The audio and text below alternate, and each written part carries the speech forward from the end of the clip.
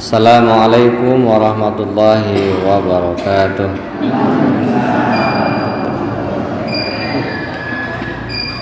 Alhamdulillahilladzi an'amana bi ni'matil imani wal islam.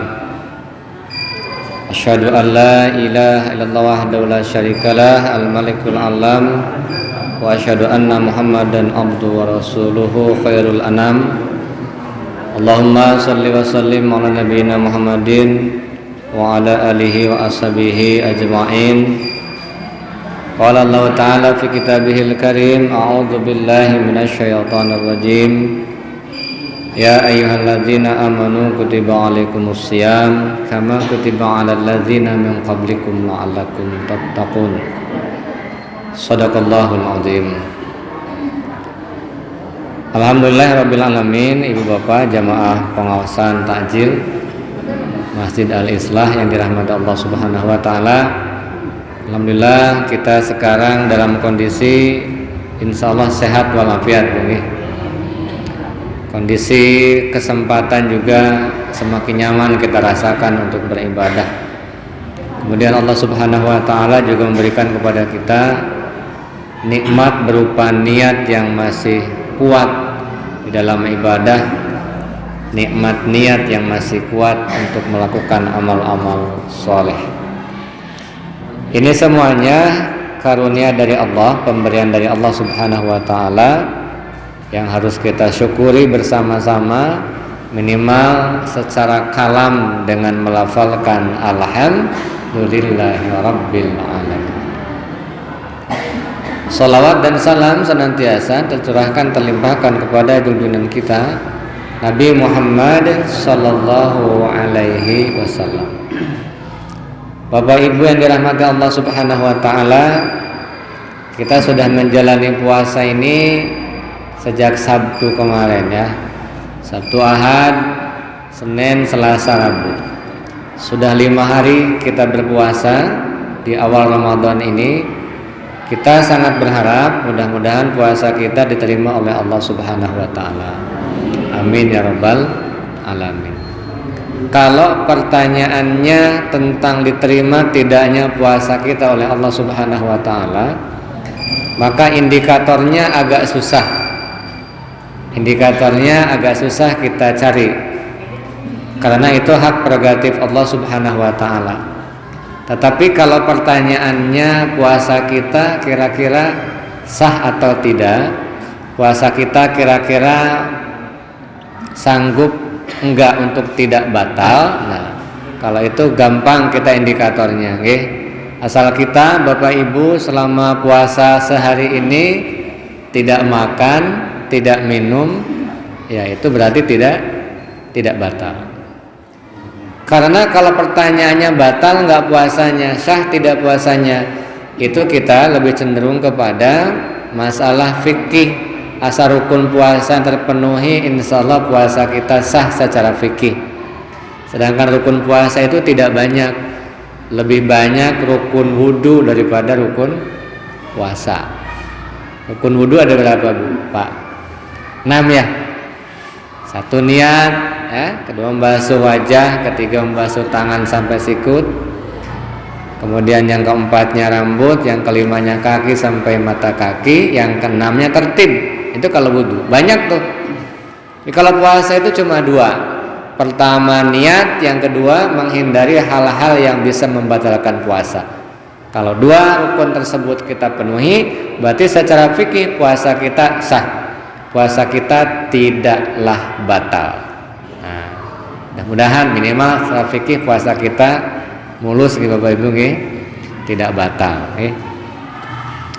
Maka Ibu Bapak yang dirahmati Allah Subhanahu wa taala, kalau pertanyaannya kemudian apakah puasa kita itu berkualitas, apakah puasa kita itu diterima oleh Allah Subhanahu wa taala, berarti bukan hanya kita perhatikan dari hal-hal yang membatalkan saja, tetapi kita perhatikan dari hal-hal yang merusak terhadap bagusnya pahala yang diberikan oleh Allah Subhanahu wa taala kepada kita.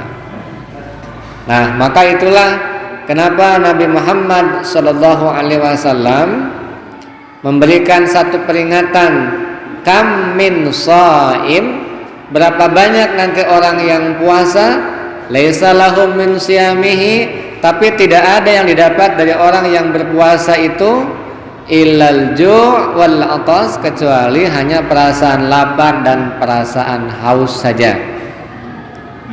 Bagi orang yang berpuasa, baik itu anak-anak, orang itu anak remaja ataupun sudah dewasa, mesti mendapatkan apa yang namanya lapar, mesti mendapatkan apa yang namanya haus. Lalu sabung ya? Lapar tuh Bu ya? Haus ya iya, namanya juga orang puasa. Kalau hanya sebatas itu yang didapat, semuanya dapat. Tapi yang dimaksud Rasulullah SAW adalah kam min shaim laysa lahu min siyamihi ilal juwal atas, akan banyak atau berapa banyak nanti kalau dievaluasi orang yang berpuasa itu gak mendapatkan pahala, hanya mendapatkan rasa lapar dan rasa haus saja. Berarti itu rugi. Sehingga kalau dikalkulasikan dengan angka, dianalogikan dengan angka misalnya pahala yang diberikan itu ada 100, kemudian ketika rusak bisa jadi terkurang jadi 50, jadi 30, jadi 10, jadi 5, jadi 1, bahkan kosong. Itulah yang disebut dengan illal ju' wal atas, kecuali hanya perasaan lapar dan perasaan haus. Nah, tentu kita tidak ingin seperti itu. Maka mudah-mudahan puasa di tahun ini kualitasnya semakin meningkat ya Bapak. Kualitas semakin meningkat. Kalau jumlah hari semakin meningkat ya enggak. Karena yang namanya bulan Hijriah itu mesti maksimal 30 hari. Ada yang 29 atau 30 hari. Lebih dari itu tidak. Maka yang meningkat tentu bukan hitungan dari hari-hari puasanya. Kalau hari-hari puasanya sama saja, tahun lalu sebulan, tahun sekarang sebulan. Kalau hitungannya hanya hitungan seperti itu, maka banyak yang sama. Sholat saja, tadi kita sholat asar, kemarin juga sholat asar, sama. Ya, hari sekarang kita hari Rabu ini berpuasa, kemarin berpuasa, sama puasanya. Tetapi yang membedakan tentu adalah kualitas puasa kita, dan itu yang akan dilihat oleh Allah Subhanahu wa ta'ala. Maka disitulah kenapa ketika Allah Subhanahu wa ta'ala memberikan label kepada orang yang berpuasa itu la'allakum tattaqun. Pertanyaannya, apakah kalau orang itu berpuasa kemudian otomatis menjadi orang yang bertakwa? Ini kan pertanyaan. Apakah kalau orang itu puasa kemudian dia langsung menjadi orang yang bertakwa? Al-Quran sendiri memberikan penjelasannya la'allakum tattaqun. La'alla itu maknanya kalimat harapan. Kalimat harapan itu berarti nanti kalau dibayangkan bahwa Ramadan ini sebuah madrasah, kita kan kalau madrasah itu bayangannya gedung ya, madrasah TPA Al-Islah. Madrasah itu sebenarnya tempat pendidikan, itu namanya madrasah. Maka bisa berbentuk ruang luas, bisa berbentuk gedung, bisa berbentuk ruang kelas, itu namanya madrasah. Apakah madrasah itu tanpa ruang kelas bisa dinamakan madrasah? Bisa. Contohnya sekarang ruang 1 bulan ini bagi kita itu namanya madrasah. Dan madrasahnya namanya madrasah Ramadan. Jadi madrasah itu tempat belajar. Kalau bahasa lainnya sekolah lah. Berarti Ramadan itu sebuah sekolah untuk orang-orang yang masuk menjadi santri-santri di Ramadan. Kita semuanya masuk nih ke dalam madrasah Ramadan, baik ibu-ibu maupun bapak-bapak. Maka nanti karena ini madrasah, maka nanti ada alumninya. Ada alumninya. Anak-anak kita yang masuk SD, nanti ketika lulus SD berarti alumni dari SD mana? Anak-anak kita yang masuk MTS atau SMP, ketika keluar dia alumni dari SMP mana? Kita masuk di Ramadan, ketika nanti Ramadan itu selesai, 1 bulan itu selesai bulan Ramadan, maka nanti kita akan menjadi alumni Ramadan. alumni dari sebuah sekolah, alumni atau lulusan dari sebuah madrasah, maka terbagi dua kelompok. Satu ada alumni yang sukses, dua ada alumni yang gagal, tidak sukses ya. Jadi kalau sebuah madrasah atau sekolah itu begitu. Maka nanti alumninya terbagi dua. Satu ada alumni yang sukses, yang kedua ada alumni yang gagal. Kalau kita ekstrimnya dibagi dua. Maka kita pun sebagai murid, sebagai santri di Ramadan ini, kita ingin menjadi kelompok yang pertama, kelompok yang sukses. Tapi kesuksesan itu bukan semata-mata akan menjadikan seseorang otomatis menjadi mulia atau menjadi orang yang bertakwa. Karena kalau ditanya begini Bapak Ibu, saya sempat mendengar ada seorang motivator memberikan sebuah motivasi di depan hadir itu begini. Bapak Ibu, dia katakan, Bapak Ibu, yang akan masuk surga itu orang yang sukses atau orang yang mulia? Itu pertanyaannya. Kira-kira kalau dilontarkan di depan Bapak Ibu mau milih yang mana? Yang masuk surga itu orang yang sukses atau orang yang mulia? Dua-dua kata taruh itu.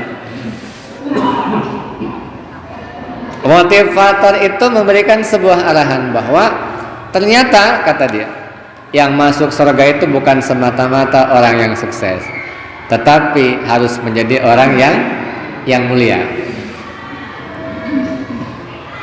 Kemudian saya merenung Bapak Ibu. Dari pertanyaan itu saya merenung, kemudian dihubungkan dengan surah Al-Hujurat ayat 13. Allah berfirman-Nya kan begini, A'udzubillahi minasyaitonirrajim. Ya ayyuhan nas, inna khalaqnakum min dzakari wa unsa wa ja'alnakum syu'uban wa qabaila lita'arafu. Inna akramakum 'indallahi atqakum. Itu kuncinya di ujung ayat itu. Inna akramakum 'indallahi atqakum. Sesungguhnya yang paling mulia tuh, yang paling mulia, akram itu mulia. Sesungguhnya yang paling mulia dalam pandangan Allah Subhanahu wa taala tiada lain adalah orang yang paling bertakwa dalam pandangan Allah. Berarti kalau begitu memang ada unsur kemuliaan ketika seseorang itu akan masuk ke dalam surganya Allah Subhanahu wa taala. Tetapi kemuliaan itu bukan sesuatu yang didapat dengan cara instan. Kok kayak ehonya banyak Pak ya? Bukan, ehonya kayak banyak suaranya. Tapi ke situ jelas Bang ya? Khawatirnya nggak jelas. Jadi Ibu Bapak, ternyata mulia itu menjadi orang yang mulia bukan hasil kegiatan yang sifatnya instan. Instan itu dadaan. Jadi tiba-tiba orang itu mulia, ternyata tidak. Perlu proses. Dan kalau dikaitkan dengan kesuksesan, berarti kemuliaan itu juga didorong oleh faktor yang disebut dengan kesuksesan. Maka orang yang mulia adalah orang yang sukses, tetapi belum tentu orang yang sukses itu mulia. Lalu hubungan dengan Ramadan bagaimana? Hubungan dengan kita ketika dalam puasa seperti apa? Kita targetnya akan menjadi orang yang mulia, cita-cita. Karena tatakun itu sebagai indikator dia mulia. Kan inna akramakum 'indallahi atqakum. Semulia-mulianya manusia dalam pandangan Allah yang bertakwa. Sedangkan puasa yang kita lakukan akan menjadikan kita orang yang takwa. Berarti kalau kita sudah takwa, insyaallah dalam pandangan Allah mulia. Dan mulia itu tidak didapat secara tiba-tiba, secara dadaan. Apa salah satunya unsur yang bisa memuliakan manusia adalah unsur kesuksesannya dalam ibadah.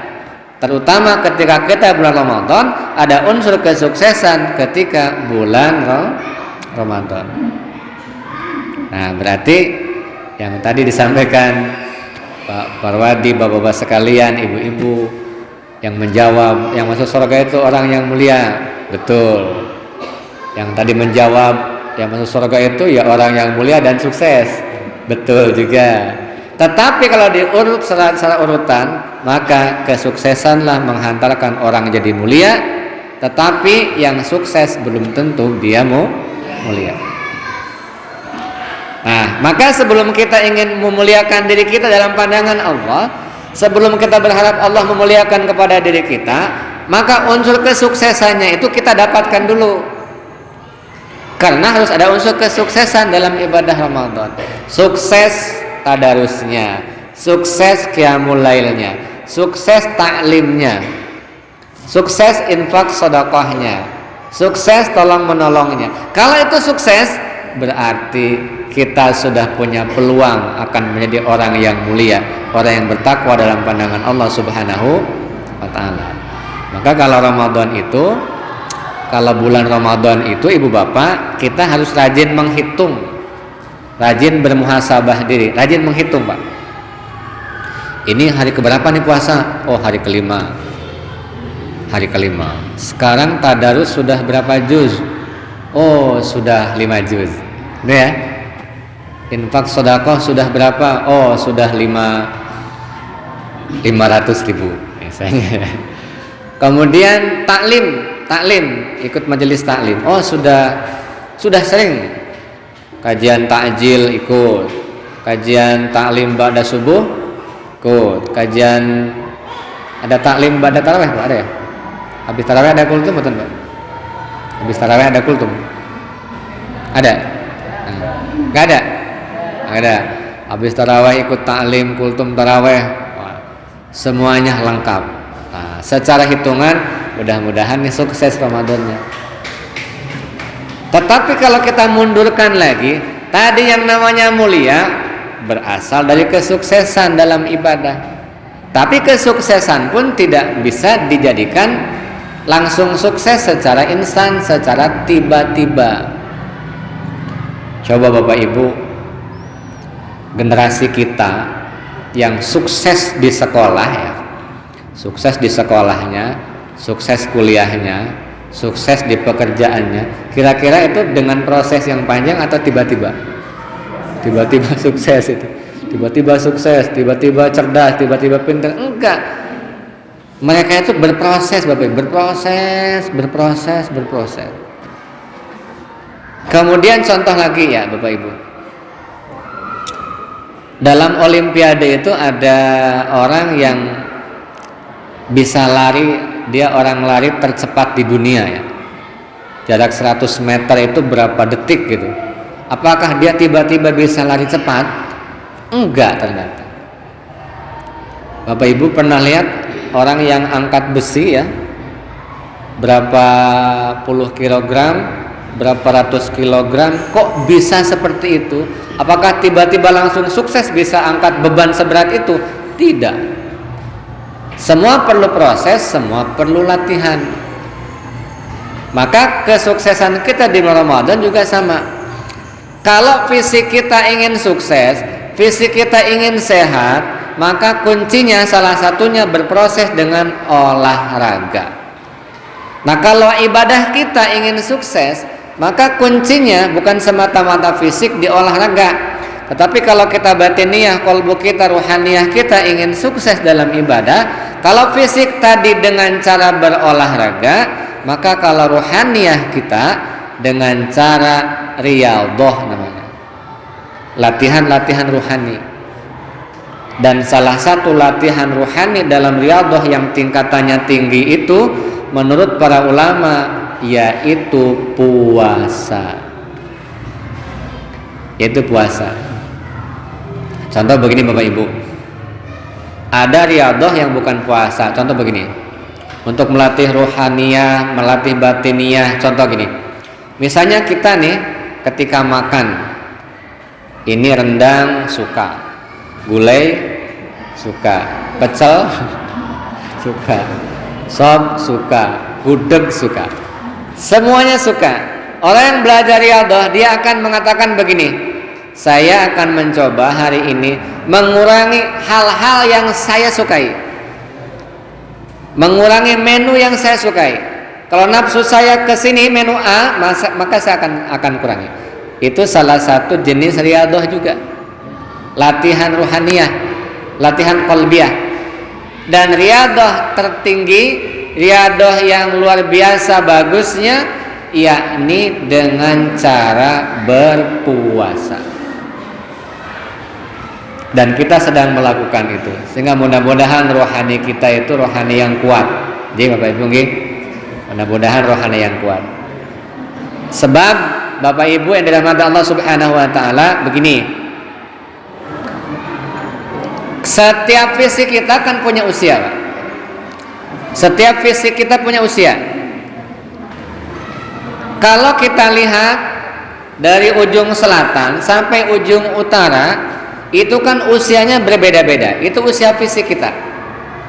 Ada yang usia 30 tahun, ada usia 35, ada usia 40 tahun, ada usia 45, ada 50, 60, 70 dan seterusnya. Itu adalah usia fisik kita. Fisik yang usianya sudah lebih dewasa, maka dikatakan dia lebih senior. Kalau seseorang lahirnya tahun 50 dengan yang lahir tahun 60, secara fisik dewasa mana? Yang lahir tahun 50. Tetapi ruhaniyah kita belum tentu yang fisiknya dewasa, yang fisiknya sudah senior, belum tentu ruhaniyah kita dewasa. Mungkin ada yang fisiknya masih muda tapi ruhaniyah dewasa. Dari mana lihatnya?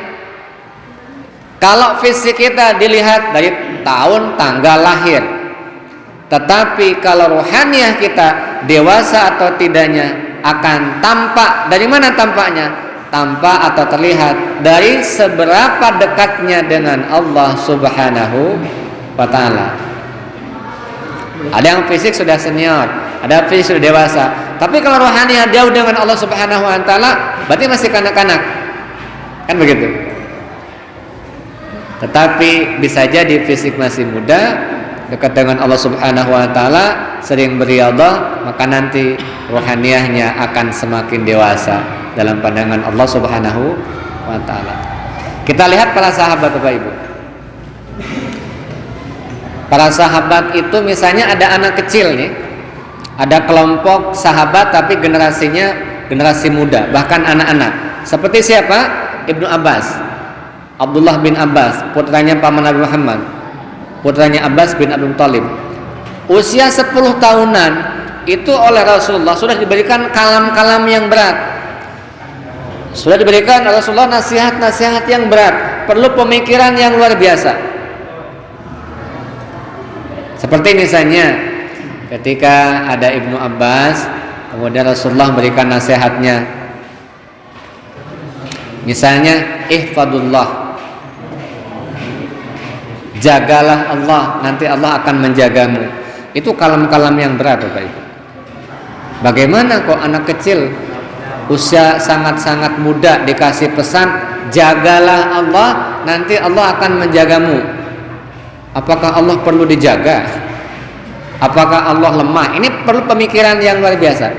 Tetapi Rasulullah sudah berikan kalam-kalam yang berat. Kenapa? Karena walaupun masih muda, masih usia anak-anak, tapi ruh secara rohaniyah dalam pandangan Rasulullah, ini anak, ini generasi sudah mampu untuk diberikan kalam-kalam yang berat.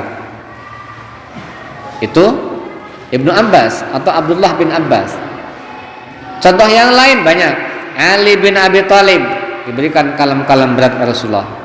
Itu maknanya apa? Fisik boleh muda, tapi bisa jadi rohaniyah dewasa. Sebaliknya, fisik boleh tua atau dewasa, tapi bisa jadi secara rohaniyah masih muda. Maka seberapa dekat kita dengan Allah Subhanahu wa taala, itu akan menjadikan rohaniyah kita rohaniyah yang dewasa. Dan kalau kita hubungkan dengan kesuksesan ibadah di bulan Ramadan, ternyata kesuksesan ibadah bukan semata-mata kesuksesan dari aspek fisik, tapi kesuksesan dari aspek batiniah atau aspek ruhaniyah kita. Berapa banyak yang fisiknya kuat, fisiknya sudah dewasa, tetapi jam 10 siang, jam 10 pagi dia sudah nggak kuat puasa, tanpa uzur lagi. Jauh di sana, di Nitian nggak ada. Jauh di sana. Berarti apa? Kekuatan puasa yang kita lakukan kesuksesan puasa yang kita lakukan bukan semata-mata karena fisik yang kuat, tetapi karena ruh yang kuat, ruhaniyah yang kuat, ruhaniyah yang dewasa, dekat dengan Allah Subhanahu wa ta'ala, maka akan jadi sukses. Nah Bapak Ibu, coba kita bandingkan yang tadi, okay? Kita kembali ke dalam mulia dan sukses. Kemuliaan itu didapat bukan secara instan, tapi dari kesuksesan. Tadi dijelaskan, dan kesuksesan juga tidak bisa dijadikan hal yang instan, mesti ada prosesnya, dan proses itu sifatnya adalah proses yang sifatnya ruhaniyah dan juga sifatnya fisik. Maka kalau begitu, kalau kita ingin sukses, maka ada hal yang harus dimunculkan untuk kesuksesan ini. Apa itu? Yakni yang disebut dengan ghirah atau semangat. Dengan ghirah atau semangat. Berarti kalau begitu mulia karena ada kesuksesan, kesuksesan karena ada semangat. Ada semangat. Semangat apakah didapat secara instan? Juga tidak. Semangat itu didapat kalau kita memiliki perasaan senang, perasaan ceria, perasaan gembira, perasaan bahagia, insya Allah semangat. Coba cek diri kita Bapak Ibu ya. Misalnya kita perasaan sedang nggak ceria lah, nggak bahagia, nggak senang. Kira-kira semangat nggak Bu? Nggak semangat ya. Mau makan aja nggak semangat ya. Padahal lapar tuh, lapar. Ada disuguhi makanan, monggo didahar. Aku rasa semangat. Kenapa? Pikiranku lagi kurang enak. Itu pertanda apa? Pertanda kalau dia tidak senang, tidak bahagia, maka tidak akan semangat. Maka semangat itu harus dimunculkan dari perasaan senang dulu, dari perasaan bahagia dulu.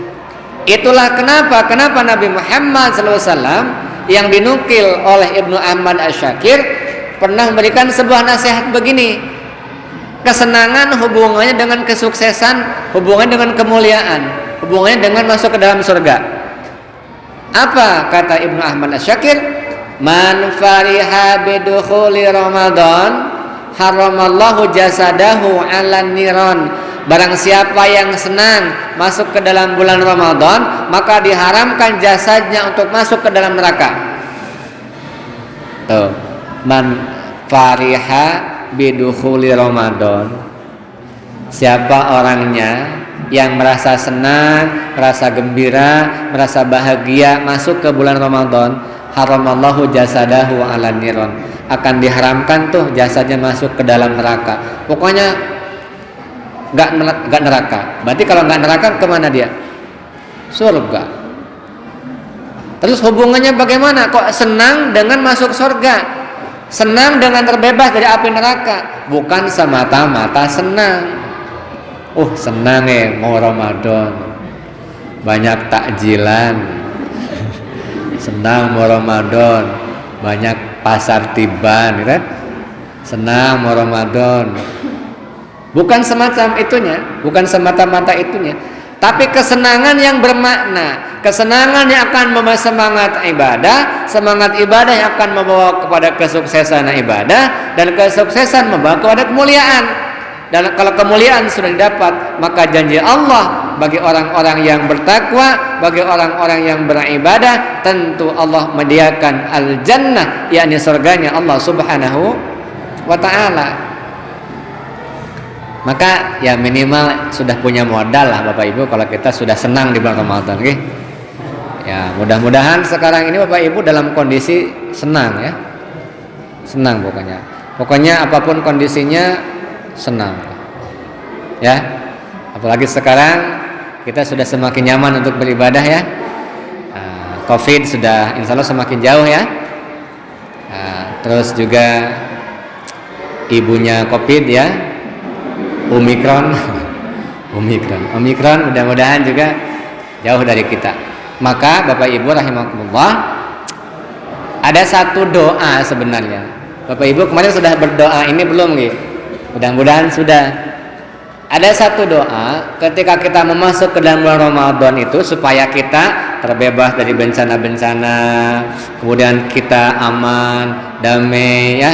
Itu ada doanya dari Rasulullah. Sudah baca doanya belum kemarin, Bu? Belum. Belum ya? Tapi sekarang sudah hari kelima. Terlambat, tapi nggak apa-apa, nanti kita doa ya. Jadi begini Bapak Ibu, mulia itu karena kesuksesan ya. Orang mulia karena ada kesuksesan. Orang itu sukses karena ada tadi apa? Semangat, ada gairah, ada giroh, ada semangat. Orang itu semangat karena ada perasaan senang. Kalau Pak lagi perasaan lagi menghadapi siswa gitu ya. Padahal ini sudah levelnya sudah ahli-ahli semua. Kalau tadi kemuliaan karena ada unsur kesuksesan, kesuksesan karena ada unsur semangat, semangat karena ada perasaan senang dan bahagia. Kalau ditanya senang dan bahagia itu dikarenakan oleh apa? Kalau kita kok pingin senang, pingin bahagia, itu karena apa sih Bapak Ibu? Apakah ibu-ibu karena dikasih uang hariannya banyak? Tidak juga. Ternyata kalau ditelusuri, kita itu bisa senang, bisa bahagia, ya, bisa ceria karena kita itu berusaha untuk tersenyum. Nah, maka sering ada kata-kata mutiara begini, senyum itu bukan karena bahagia, tapi bahagia itu karena kita bisa tersenyum. Tetapi senyum di sini kita hubungkan dengan Islam. Apa senyumannya? Senyumannya adalah kita akan punya perasaan bahagia, akan punya perasaan senang kalau kita itu tersenyum. Makna tersenyum di sini adalah kalau kita pandai bersyukur kepada Allah Subhanahu wa taala. Maka kalau begitu intinya syukur akan jadi orang yang mulia tuh. Karena syukur menjadikan orang itu bisa tersenyum. Nanti orang itu akan senang dan bahagia, akan punya semangat. Semangat itu akan menjadikan seseorang sukses dalam ibadah, dan ketika mereka sukses maka akan menjadi orang yang mulia. Maka kuncinya berarti syukur dulu. Maka puasa kita kalau ditanya kenapa puasa, tahun kemarin juga puasa, kenapa sholat, kemarin juga sholat, kenapa infak sedekah, kemarin juga infak sedekah, kenapa kok ngaji, kemarin juga ngaji, kenapa tadarus, kemarin juga tadarus. Jawab oleh kita kalau ada pertanyaan seperti itu, saya sedang belajar bersyukur kepada Allah Subhanahu wa ta'ala. Itulah kenapa Rasulullah SAW ketika dikomentari oleh istrinya, ya Rasulullah, bukankah engkau dijamin masuk surga? Kenapa kok ibadahnya sedemikian hebat? Bukankah sudah dijamin masuk surga? Rasulullah menjawab, aku ingin menjadi abdan syakura, ingin menjadi hamba yang pandai bersyukur kepada Allah Subhanahu wa ta'ala. Maka Bapak Ibu, dari syukur itu nanti ujungnya akan jadi orang yang mulia dan akan masuk ke dalam surga Allah Subhanahu wa ta'ala.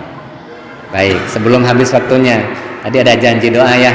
Nah, kalau sebelum masuk bulan Ramadan atau bulan baru pada umumnya, itu ada doanya. Mari kita berdoa bersama-sama begini, supaya kita aman, damai, ibadah lancar.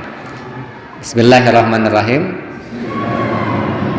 Allahumma ahillahu alaina bil amni wal iman wassalamati wal islam. Sudah hafal? Allahumma ahillahu alaina bil amni wal iman wassalamati wal islam. Ya Allah, jadikan bulan baru ini, khususnya Ramadan, adalah bulan yang membawa kedamaian dan keimanan, dan bulan yang membawa keselamatan dan keislaman. Itu intinya. Sehingga mudah-mudahan di Ramadan ini, mumpung masih awal, kita oleh Allah Subhanahu wa ta'ala tetap dijaga keimanan kita dan keamanan kita, tetap dijaga keselamatan kita dan keislaman kita, sehingga bukan hanya manfaatnya untuk pribadi secara ritual sendiri saja, tapi manfaat ibadah yang kita lakukan juga bermanfaat bagi orang lain, sehingga dari keimanan kita membawa keamanan, dari keislaman kita membawa keselamatan. Sehingga dengan begitu Ibu Bapak rahimakumullah, ibadah kita akan semakin maksimal, semakin semangat, karena semangat nanti akan sukses. Ketika sukses akan jadi orang yang mulia. Kalau sudah mulia akan masuk alam barzakh dulu. Terima kasih, mudah-mudahan Bapak Ibu bermanfaat, menjadi penguat iman dan Islam kita. Mari kita akhiri dengan bacaan doa kafaratul majlis. Subhanakallahumma wa bihamdika asyhadu an la ilaha illa anta astaghfiruka wa atubu ilaik. Alhamdulillahi rabbil alamin. Wassalamualaikum warahmatullahi wabarakatuh.